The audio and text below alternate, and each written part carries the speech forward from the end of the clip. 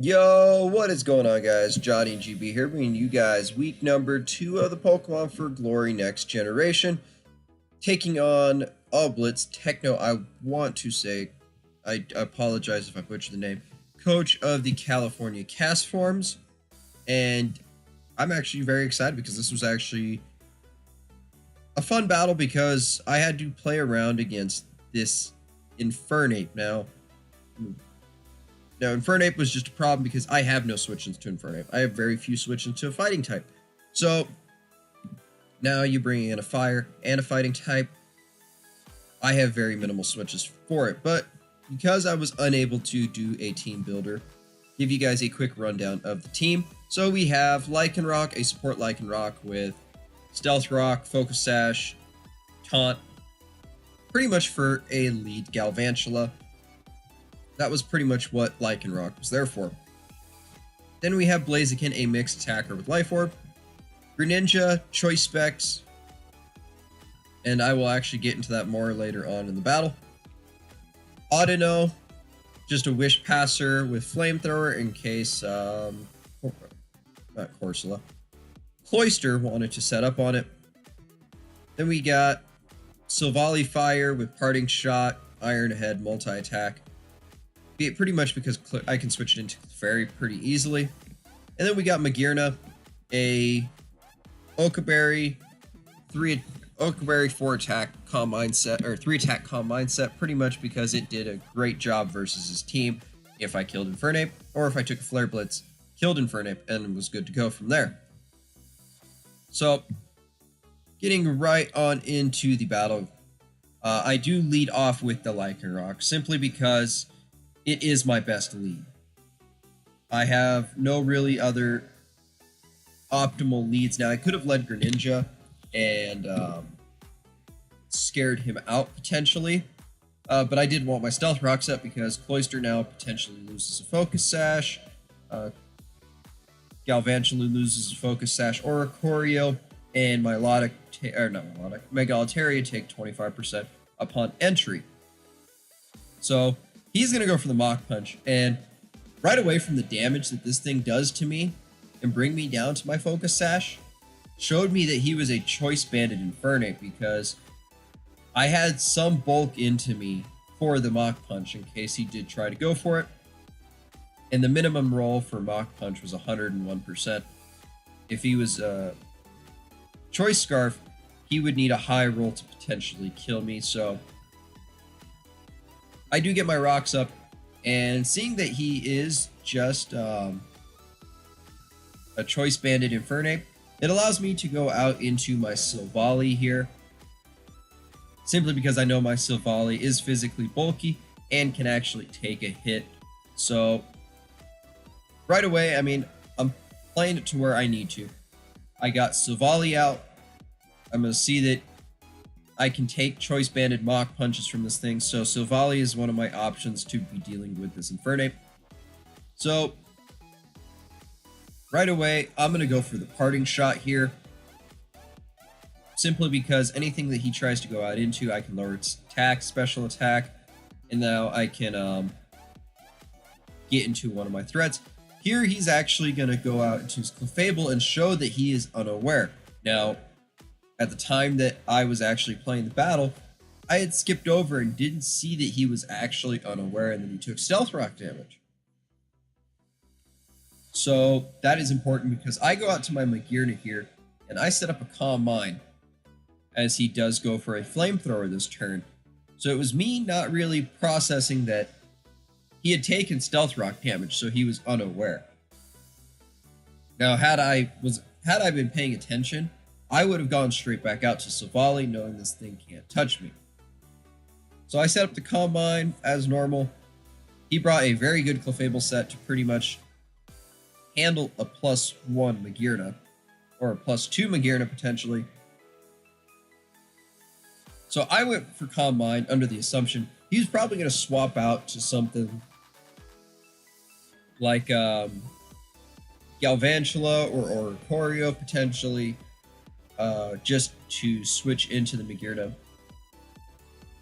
So, one, risky play on my part, not just going for the Flash Cannon, because Flash Cannon would have 2-hit KO this thing, potentially.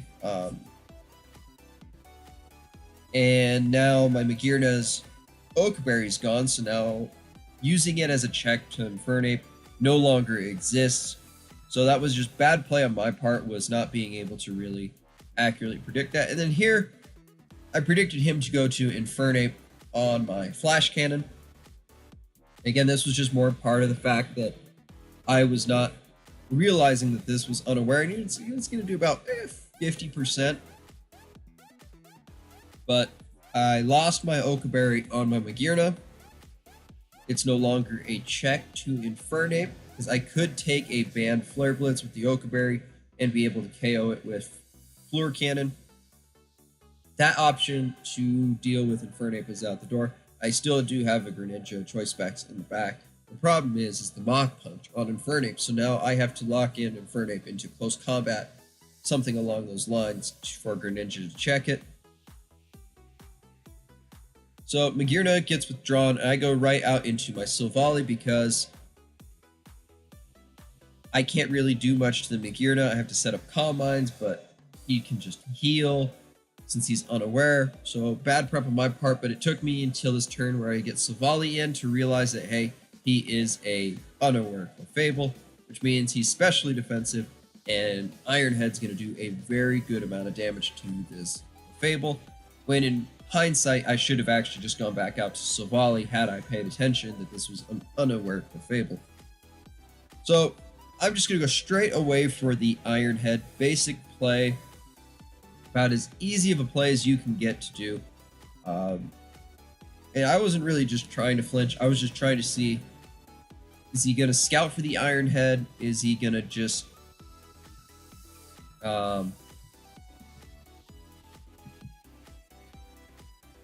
is he gonna just be playing the scout game, and then he's gonna show off Thunder Wave here? So this is where I was actually worried, because I have some things on my team that I don't want paralyzed, Blaziken being one of them. Silvally is another one that I did not want paralyzed, simply because now I'm in a bit of a situation to where I need this thing for Blaziken. One, to take hits, whether it's Fire or Flare Blitz, Close Combat, Mach Punch. He's going to go for the Flamethrower.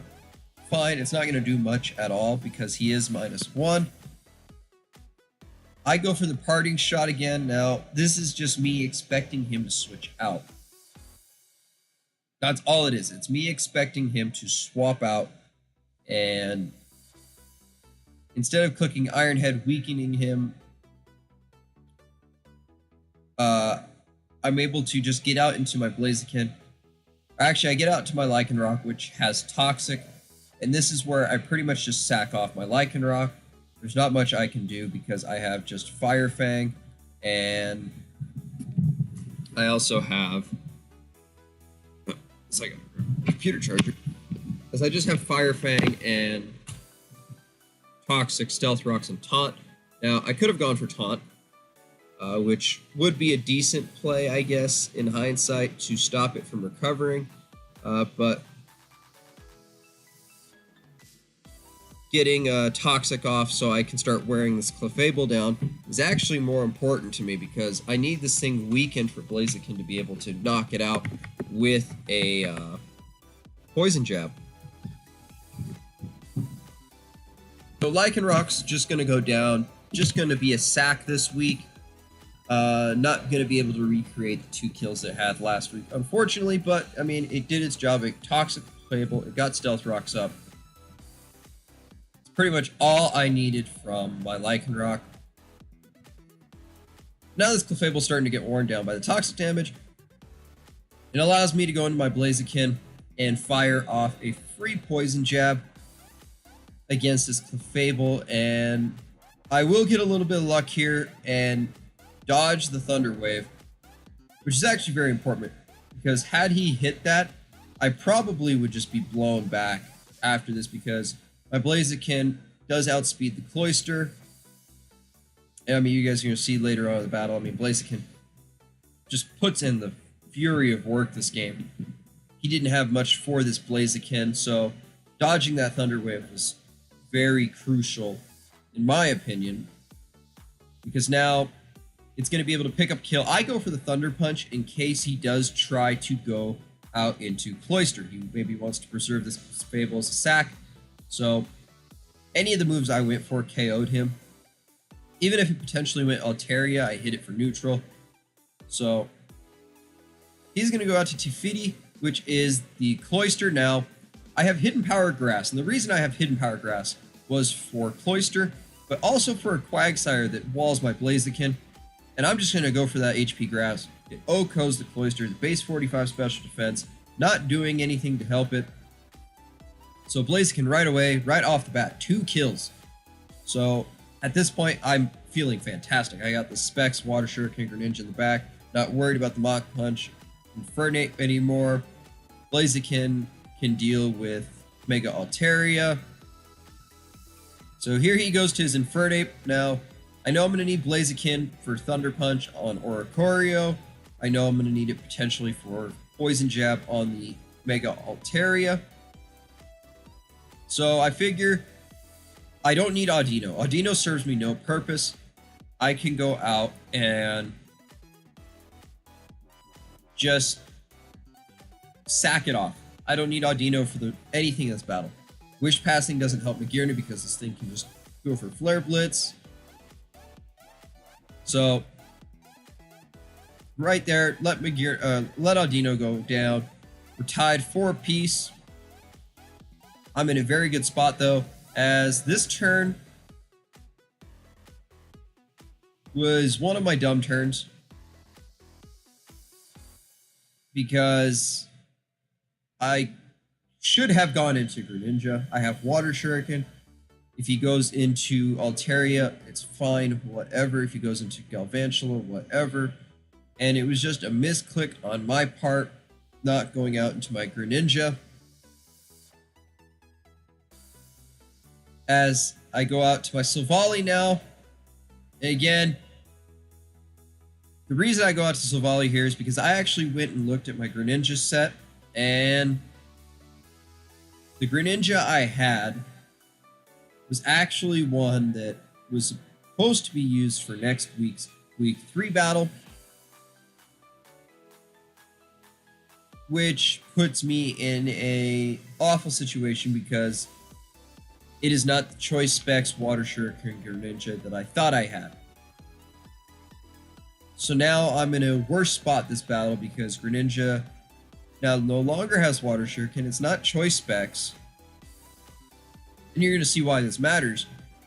I go out to my Greninja right now. I have Ice Beam. I'm not worried about Altaria. I should KO in theory had I had Choice Specs. I click Ice Beam. It dies. He goes out to Infernape to check it with Mach Punch. I'm able to pick my sacks, go back in, Water Shuriken, etc. But here, what ends up happening is Greninja just misses out on the KO on this Altaria. And he had to have significant speed investment because I did put in the Scarf Greninja, which was intended for my Week 3 set. Scarf Greninja had a roll to kill, but he does look like he has quite a bit of bulk. And he's just going to go for the return and KO me. So now I'm in an even worse spot here as Specs Ice Beam would have killed Oricorio. I have sacks to go to Infernape, so I can just Water Shuriken it. So it frustrated me because I had options, and because of one misgen on my part, it ended up hurting us in the game because Greninja did just clean house against the rest of this team. Blaziken's going to pick up its 3rd kill, kind of as a feel-good kill. But at this point, Infernape just comes in, clicks Close Combat 2 times, it might be actually 3 times, and that will actually end up being the game in a 3-0 loss as he had Oricorio and Galvantula still alive in the back. Now, just in hindsight, I mean, the misgen of Greninja hurt dramatically. That one actually thoroughly upset me because it did affect the outcome of the game, but that is, again, my fault for the misgen. Just something that I shouldn't have let happen. Should have reviewed my sets before the battle. But, I mean, what can I say? I didn't have much for the Infernape. I mean, I can't just blame a misgen on Greninja for me not having an Infernape switch in. I have a Cofagrigus, but I just feared that, you know what, Flare Blitz still OHKOs me. Or gets close to OHKOing me if banded. So, All Blitz prepped very well. The Clefable unaware with Flamethrower to take on Combine Magearna. So, it was just a mix of prep, me playing, not playing bad, just came down to prep and why I ended up losing second game in a row in the P4G. It's something I know I'm going to have to look closely as I do go into week 3, taking on Reckless Bat, I believe. So, it was a good game. I thoroughly enjoyed it. A couple of the sets like Blaziken worked out very well. A couple of the other sets didn't work out. Lycanroc, Audino was kind of just a wasted spot on the squad. But we fall to 0-2 and looking to get back to 1-2 next week. So hopefully I can manage that. But guys, if you guys enjoyed the battle, go ahead, like the video, comment your guys' support, subscribe to the channel if you guys hype for more P4G content. With all that being said, guys, I am Johnny GB, and I'm out.